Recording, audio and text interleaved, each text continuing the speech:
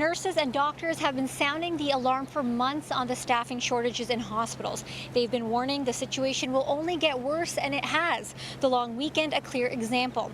Their frustration is building as they say the province hasn't clearly addressed their concerns. We are the largest line item on the provincial budget, so we are the easiest one to make the cuts to. And look where that's got us now.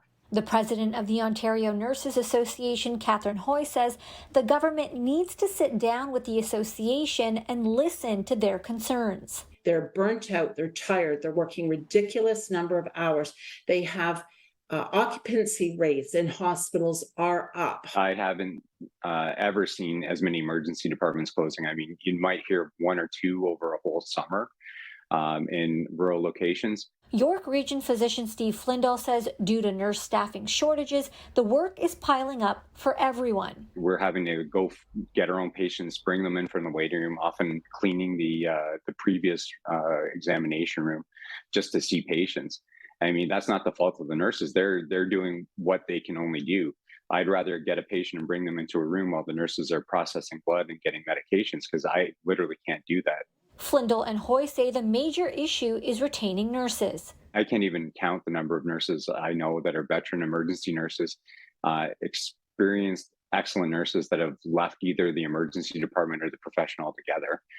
Some others have gone to emergency departments in other jurisdictions, like one nurse that I really valued, I was just told went to Los Angeles.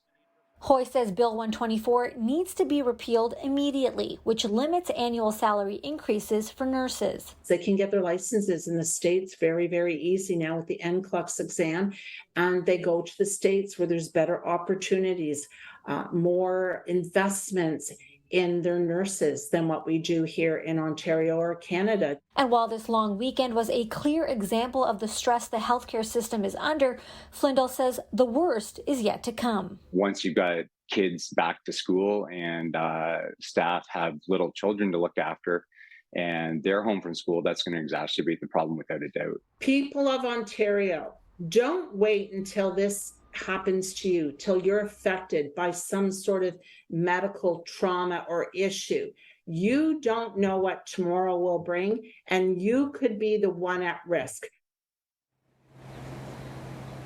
The president of the Ontario Nurses Association says the government needs to bring in internationally trained nurses, create a quick bridging program from registered practical nurses to registered nurses, and most importantly, ask nurses what needs to change in their profession to make their work more doable.